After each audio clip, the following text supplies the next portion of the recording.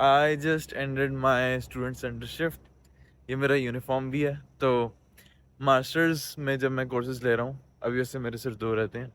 और अमेरिका में काफ़ी काम धंधा करने का रिवाज है और ख़र्चे भी माशाल्लाह इतने कि काम धंधा करना पड़ता है। बिसाइड एवरीथिंग जो आप कर रहे हैं पढ़ाई के अलावा भी, यहाँ पे स्टूडेंट्स ख़ास तौर पे लाजमी काम कर रहे होते हैं। मैं तो फिर भी अपनी मास्टर्स ख़त्म कर रहा हूँ और कुछ साल पाकिस्तान में भी काम किया, उसके बाद आया। लेकिन बैचलर्स के बच्चे और जो कॉलेज भी जाते हैं लोग यहाँ पे काम कर रहे होते हैं, और बाय द टाइम उसका फ़ायदा ही होता है कि बाय द टाइम वो मार्केट में हिट करते हैं, तो कुछ भी वो जो काम करते, समझे को कस्टमर सर्विस का काम कर रहा था किसी स्टोर पे भी, या किसी बिलिंग भी कर रहा था, किसी कैशियर पे भी के तौर पे भी किसी रेस्टोरेंट में काम कर रहा था, तो उसको कुछ ना कुछ तजर्बा आ जाएगा, उसको पता चल जाएगा कि ऑपरेशंस कैसे रन हो रहे थे। उसको उसका वो तजर्बा काफ़ी कमाल का है। तो थिंक ऑफ दिस एग्जांपल, एक समझे यहाँ पे आता है जी एक 25 साल का लड़का अमेरिका से, और एक मैं आता हूँ पाकिस्तान से, ठीक है। और इसको 25 नहीं, इसको 28 साल कर लें, ठीक है, जो मेरी अभी उम्र है। तो मैं पाकिस्तान से आता हूँ और मैं मास्टर्स कर ली मैंने, और समझे उसने भी मास्टर्स कर ली। अब उसके पास कितने साल का तजर्बा होगा? मोस्ट प्रोबेबली मैंने पाकिस्तान में बैचलर के बाद काम किया और फिर मैं मास्टर्स के लिए आ गया, तो तकरीबन मेरे पास 5 साल का तजर्बा है। जब मैं 22 साल का हुआ तो मैंने अपनी बैचलर ख़त्म की, 18 साल में ए लेवल्स ख़त्म की, और मैं आ गया, मैंने जो है ना 5 एक साल काम किया, फिर मैंने यहाँ पे मास्टर्स के लिए आ गया, तो मैं 28 साल का हूँ।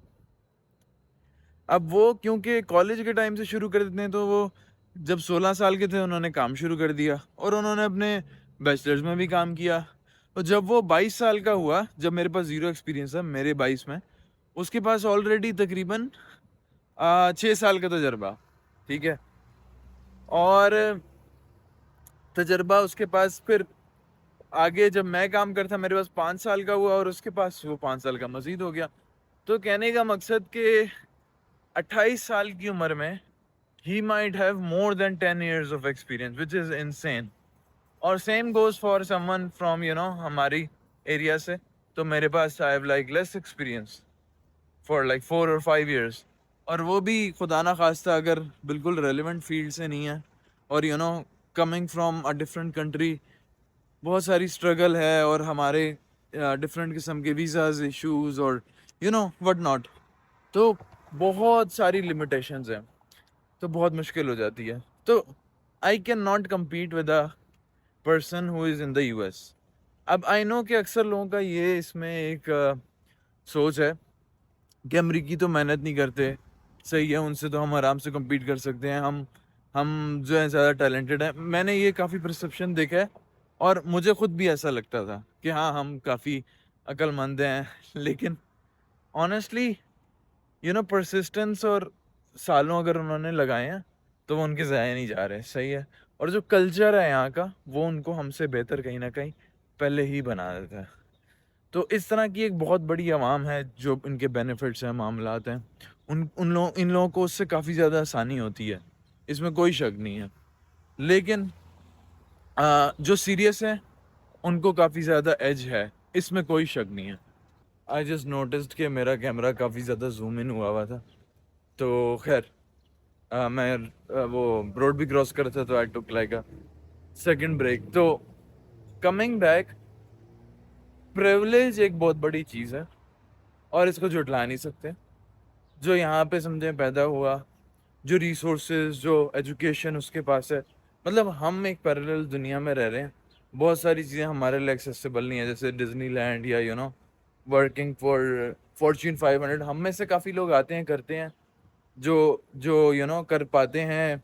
अगेन उनके पास कुछ ना कुछ प्रिविलेज होगी जो हम में से भी आते हैं, लेकिन इन लोगों के पास ये प्रिविलेजेस हैं। और जस्ट जस्ट मैं एक एग्जांपल देता हूँ। आई मेट दिस वुमन एक इवेंट पे, उसको स्कॉलरशिप मिली हुई थी अफ्रीकन अमेरिकन होने पे, जो अफ्रीकन अफ्रीकन अमेरिकन खातून जो मास्टर्स कर रही हैं हायर एजुकेशन, तो उनका एक फ़ंड है। इस तरह से बहुत सारे फंड्स हैं भाई इनके पास। तो प्रिविलेज एक चीज़ है। This video is not to demotivate you, लेकिन we have to you know see कि हमारे कंट्रोल में क्या है और हमारे कंट्रोल में क्या नहीं है। जो नहीं है वो तो नहीं है, बात यह है कि जो नहीं है उसका कुछ कर भी नहीं सकते अब। लेकिन जो कंट्रोल में है उसका हम अच्छा कर सकते हैं। हम अपने टाइम का, जो हमारे पास रिसोर्सेज हैं, समझें लैपटॉप है या एक लैब है जिस शहर में आप रहते हैं, आपने उस टाइम का क्या किया, आपने यू नो उस टाइम किसके साथ गुजारा, क्या एफर्ट की। और आई नो कि कभी कभी हम इर्द गिर्द के लोगों से काफ़ी कुछ सीखते हैं, लेकिन there there must be something in you which has to tell you, और you know you you must have that time. I feel like इंसान के पास वो डिसीजन मेकिंग और वो टाइम होता है, तो उसको वो फिगर आउट करके वो टाइम अपने ऊपर इन्वेस्ट करना चाहिए। और सही है, चंद महीने इंसान बिजी रहता है, लेकिन ये रिपीटेडली सालों का बहाना नहीं बन सकता कि आपको वक्त नहीं मिला। तो ठीक है, क्योंकि बहुत सारी अपॉर्चुनिटीज से आप भी गुजरेंगे, और आज नहीं तो कल you have to take that step और be on that direction where you have to do things. और बाय द वे, हमें ये नहीं है कि हमारे पास तो लेजर है ही नहीं, हमारे पास ये प्रिविलेज नहीं है कि हम वेले बैठे, हमें तो काम करना पड़ेगा। क्योंकि हमारे अपने ही एज एज हमारा मुल्क और हमारे ज़ाती एशियंस के हमारे इतने हालात ख़राब हैं। मतलब हमें अभी तक खाने का मसला है, यहाँ पे खाने का मसला आई थिंक बिल्कुल भी किसी को नहीं, आई डोंट थिंक। होमलेस लोग हैं, अपनी मर्जी से ऐसे कर रहे हैं, लेकिन उनको भी गवर्नमेंट बेनिफिट्स देती है, ठीक है, और मसले मसाइल हैं। लेकिन हमारे लिए तो खाना जो बेसिक नेसेसिटी ऑफ लाइफ है, पॉवर्टी में हम जी रहे हैं, विच इज़ इनसेन। बिजली यहाँ पे ऐसी है, ख़ास तौर पर लाइट्स के लिए, हीटिंग और कूलिंग सिस्टम्स का आई थिंक कुछ अच्छा बिल भी आता है लोगों का, लेकिन बिजली अबेंडेंस में है। रात को लाइटें नहीं बंद करते, पूरे पूरे पार्किंग प्लाजाज की, पूरे पूरी ऐसी बिल्डिंग्स की जो यूज़ नहीं हो रही, 24/7 एक्सेस है, और they are up and running. So I'll end this on this note, and in the next video, I would love to talk about how AI is changing, and how should we change with it, what I feel about it, और बहुत बड़ा topic है खैर, लेकिन let's talk about it. Thank you.